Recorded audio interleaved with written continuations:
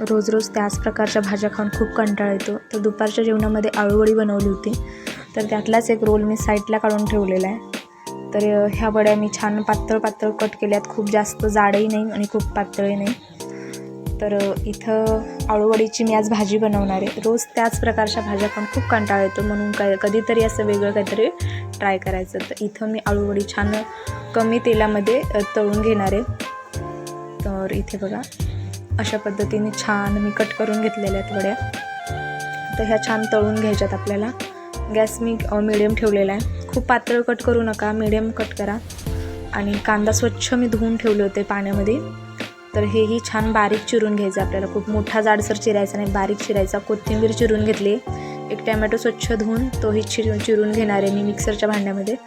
आणि याच्यासोबत कोथिंबीर घालणार आहे. आणि इथे लसूण बघा स्वच्छ धुवून घातलेलं आहे, पण पावसाळ्यामध्ये काय होतं ना, थोडंसं खराब होतं, त्याच्यामुळे सगळे धुवूनच घ्यायचं. तर बघा आळूवड्या छान शेकल्यात. तर हे बघा मस्त यांना कलर आलेला आहे. तर भाजी बनवायला घेऊया.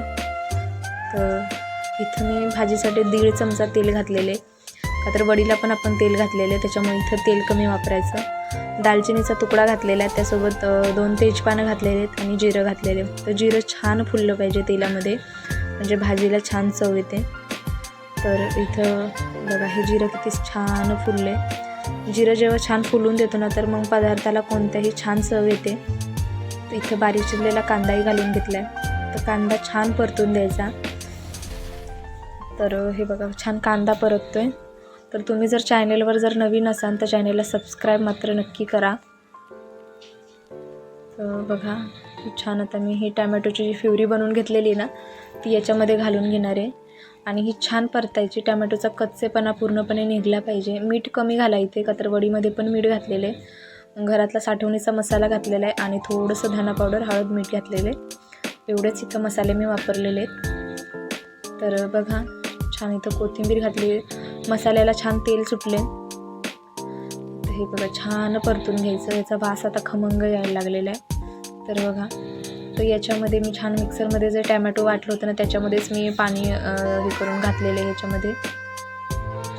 इथे पाणी थोडंसं जास्त घालायचं, का तर जेव्हा वड्या आपण याच्यामध्ये सोडतो ना, तर वड्या सगळा रस म्हणजे भाजी सोक करून घेतात आणि मग खूप कोरड्या होती ग्रेव्ही.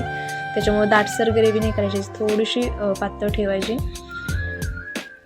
तर बघा आता हे छान उकळी आलेली रश्श्याला, त्याच्यामुळे ह्याच्या वड्या ज्या आहेत या रश्श्यामध्ये छान सोडून घ्यायच्या. आणि रश्श्यामध्ये वड्या सोडल्याच्या नंतर गॅसची फ्लेम ही कमी करायची, खूप जास्त मोठी फ्लेम ठेवायची नाही. आणि एकदम 2 ते 3 मिनटं याला आता छान शिजवून घ्यायचं. तर इथं मी आता 2 मिनटं ताट ठेवून छान वाफ काढून घेणार आहे. तर हे बघा खूप वेळ नाही ठेवायचं, कमी ठेवायचं. तर कस्तुरी मेथी छान याच्यामध्ये मी घालणार आहे. तर ह्या मेथीचा इतका छान वास येतो ना. छान कोथिंबीर घालून घेतली आणि त्यासोबतच इथे थोडासा गरम मसाला घातलेला आहे, ही भाजी इतकी छान होते ना.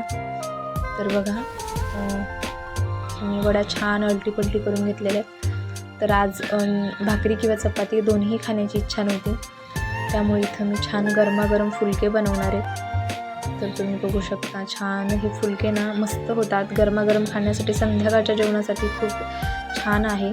आता दिवसभर आपण काहीही खात राहतो तेलकट वगैरे, पण संध्याकाळी थोडंसं हलकं फुलकं बरं वाटतं.